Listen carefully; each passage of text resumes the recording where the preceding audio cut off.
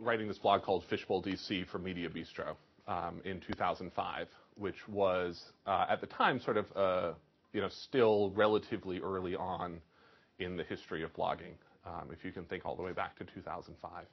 That led me to Washingtonian, where I covered politics and media for the most part, and dabbled in some technology coverage as well, and ended up covering most of the 2008 presidential race with this eye towards looking at how technology was shifting the playing field and changing the way that candidates were campaigning.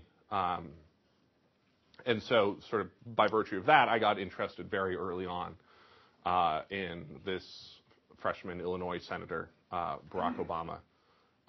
And I actually wrote the first piece in the country saying that Barack Obama was going to run for president, which I'm pretty proud of as a journalistic accomplishment in in November of 2006.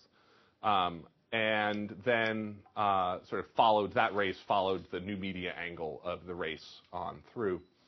And just this year, just actually in the last couple of months, became editor of Washingtonian, where I've been for the last 4 years. At sort of a very interesting time for magazines. Magazines are in a very different place. I'm just sort of laying this all out, and then whatever direction you guys want to go with any of this, I can talk more about. But magazines are in a very different place than newspapers are in the new media world. We're sort of right now more secure, and we haven't seen the huge erosion in circulation and subscribers that most newspapers have, and there are a bunch of reasons around that.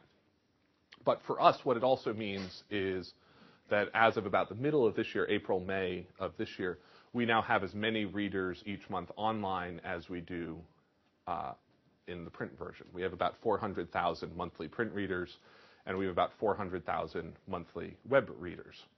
But for Washingtonian, what's interesting is that only 100,000 people read us as both. So we have 300,000 people who know us only as a web publication, and we have 300,000 people who know us only as a print publication. And there are big demographic differences between those two, as you might imagine. But at the same time, we, like most traditional media, we still make about 90% of our revenue off of the print people, which is strange because actually, in terms of advertisers, our online readership is more attractive overall. It's younger, it's more urban. We have this tremendously well-educated and wealthy readership on both platforms, but advertisers, by and large, like younger readers more. So I'm sort of trying to figure out how you take a magazine like Washingtonian and move it into what is going to be the next era of our existence, and more importantly, try to figure out how we get those 300,000 people who know us as as an online-only publication to pay for the print magazine. We have a little bit of a unique thing as well, which is that we are one of the only media websites in the country that has figured out a good paid online model. We have part of our website, our top doctors list, that's walled off, and it costs $4.95 to access.